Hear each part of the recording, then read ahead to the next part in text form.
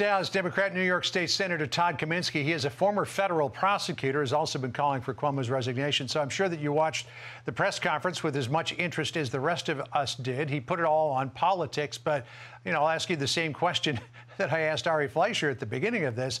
Yeah, was Cuomo pretty certain that his goose was cooked and that there was only one way out of this, and that was the exit door? Yeah, that's absolutely right. But seeing it still is shocking. My jaw's still on the floor. He's a political brawler, but the only way the governor goes is when there's no possible other path. And so even though he tried to make a spirited defense, which was really weird, especially coming out right after his attorney made a spirited defense all in the same hour, I think he wanted to just let the record show where he thought things stood. But he also knows that's not what voters think. And he knows voters have turned against him. And the mountain of evidence that the attorney general had amassed was just too much to overcome. And this was he wanted to go out on his own terms. The 14 days is really what he bought himself. An impeachment by the assembly would have meant an immediate termination of his governorship, because in Albany, unlike Washington, an impeachment vote means you're removed.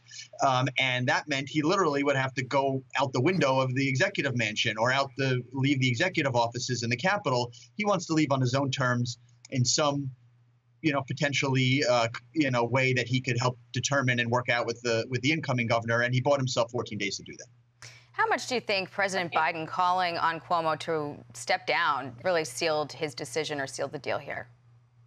Yeah, the way I look at it is he was looking for anyone to throw him a lifeline. He looked here, he looked there, he looked everywhere. He turned to his allies, and there was no one to throw him a lifeline. The president, a traditional lifeline thrower for the governor, not there either.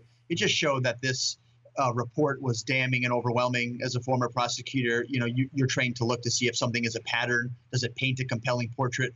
Well, the attorney general's report painted a really nauseating portrait of the governor's behavior that was just too much to overcome, and the president knew that. The purposes, Senator, of impeachment are twofold. One is to remove from office, as you pointed out.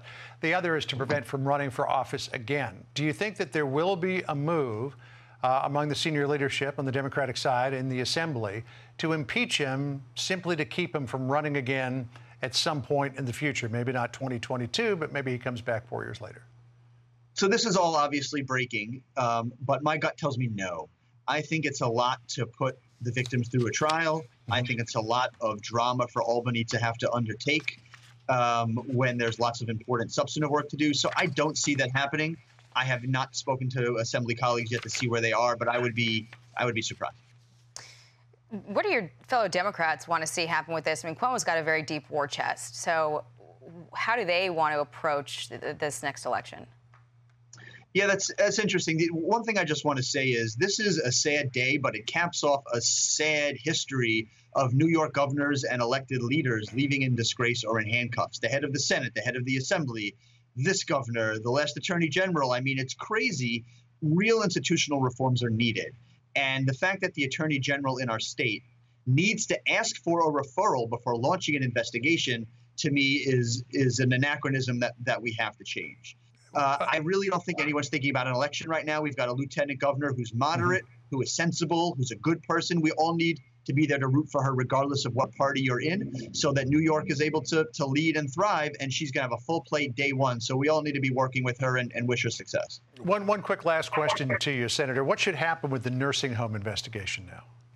It shouldn't go anywhere. When I was at DOJ, whether someone was in office or out of office has no bearing on evidence you have. If you collect evidence and it amounts to a crime, you bring that case, period. Todd Kaminsky, great to talk to you. Thank you for joining us. Appreciate it.